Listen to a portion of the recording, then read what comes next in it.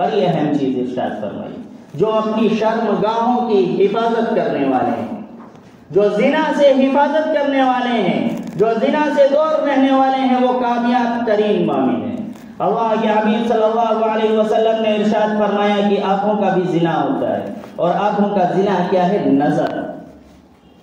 اور اللہ کے حبیب صلی اللہ علیہ وسلم نے 6 چیزوں کی ضمانت آپ سے مانگی ہے کہ 6 چیزوں کی ضمانت لے آؤ۔ ان میں سے 3 چیزیں یہ ہیں کہ شرمگاہ، زبان اور آنکھ، ان 3 چیزوں کا ذکر آیا ہے کہ ان 3 چیزوں کی حفاظت لے آؤ۔ اللہ کے حبیب صلی اللہ علیہ وسلم کہہ رہے ہیں میں ضمانت لیتا ہوں تمہاری جنت کی۔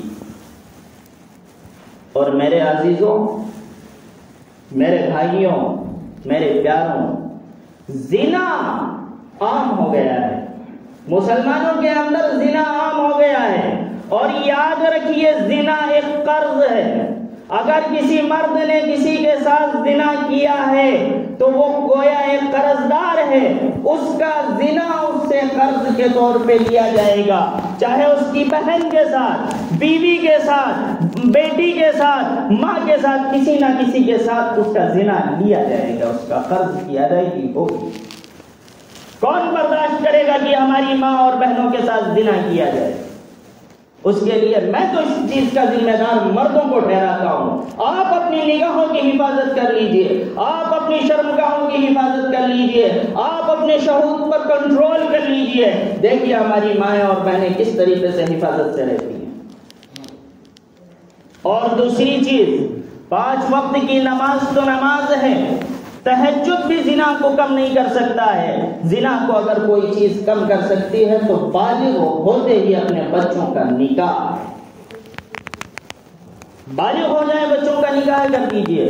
جب مسئلہ ہم لوگ یہ بتاتے ہیں تو علماء سے عوام یہ کہتی ہے کہ مولانا صاحب یہ تو جو ہے اپنے پیروں پہ کھڑے بھی نہیں ہیں، ان کا نکاح کیسے کر دیا جائے؟ آپ کے گھر میں 5 افراد ہیں، 5 لوگوں کا کھانا آپ کے یہاں پکتا ہے، 5 لوگوں کو خرچہ آپ کے یہاں چلتا ہے، ایک چھٹا ہی تو آئے گا۔ اور نکاح بھی کیوں نہیں ہو رہا ہے؟ اس کی بھی بڑی وجہ یہ ہے کہ ہم نے جو ہے فضول چیزیں اس میں جو ہے شامل کر لی ہیں۔ بارات کو شامل کر لیا، جہیز کو شامل کر لیا، زیورات کو شامل کر لیا، اور لمبی چوڑی دعوتوں کو شامل کر لیا۔ یہ 4 چیزوں کو آپ ہٹا دیجئے، زیور کو ہٹا دیجئے، بارات ہٹا دیجئے، جہیز ہٹا دیجئے، لمبی دعوت ہٹا دیجئے، دیکھیے 10,000 میں نکاح ہو رہا ہے کہ نہیں ہو رہا ہے؟ ولیمے کو آپ کیا سمجھتے ہیں کہ 2,000 کی بھیڑ سے ولیمہ ہوگا؟ ولیمہ تو یہ ہے کہ شادی کی رات کے بعد صبح کا کھانا ولیمہ ہے، سنت۔ یہ جو 2 اور 3 دن کے بعد ولیمہ ہوتا ہے یہ سنت نہیں ہے۔ کس مفتی نے بتا دیا، کس عالم نے بتا دیا آپ کو کہ یہ سنت ہے؟ ولیمے کا سنت وہ ہے جو گھر کے لوگ بیٹھ کے کھانا کھا لیتے ہو، یہ سنت ہے در حقیقت، یہ جو ہے سنت نہیں۔ اور جہیز کی وجہ سے علماء کی بیٹیاں، علماء کے لڑکے جو ہے سب سے زیادہ ملوث، اس لیے ان کی تنخواہیں ہوتی ہیں 4,000 اور 5,000۔ اس کے ذمہ دار آپ لوگ ہیں۔ کہاں ہیں؟ ایک قاری صاحب تھے، ان کی لڑکی جو ہے چلی گئی بیچاری کسی کے ساتھ۔ قاری صاحب سے پوچھا گیا کیا بات ہے؟ اب تو امام تھے، مدرسے میں پڑھاتے۔ قاری صاحب کہنے مولانا صاحب کیا بتایا جائے؟ 12,000 تنخواہ ہوتی تھی، 6,000 مدرسے میں ملتی تھی، 6,000 مسجد میں ملتی تھی، 5 بچے، کیسے نکاح کریں؟ رشتے نہیں آتے ہیں۔ لوگ جو ہے جہاں ذکر آتا ہے کہ مدرسے کے مولوی اور مسجد کے اندر امامت کرتا ہے، میرے عزیزوں کہاں ہو؟ تمہارے علماء کہاں جا رہے ہیں؟ بڑے ٹوٹے دل سے میں آپ کے سامنے یہ بیان کر رہا ہوں۔ علماء کے بچے کہاں جائیں گے؟ آپ دیکھتے ہیں علماء کو صحیح لباس میں، آپ سمجھتے ہیں کہ علماء بڑے خوشحال ہیں۔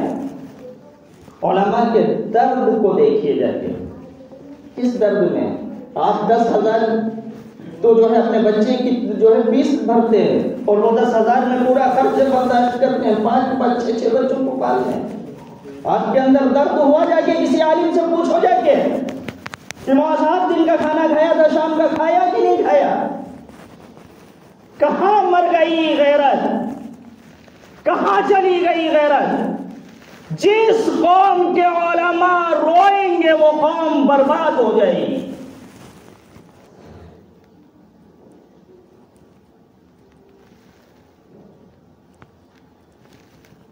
اس لیے میرے عزیزوں دوسری چیز یہ ہے کہ چوتھی چیز کی شرمگاہوں کی حفاظت کرنا ہے.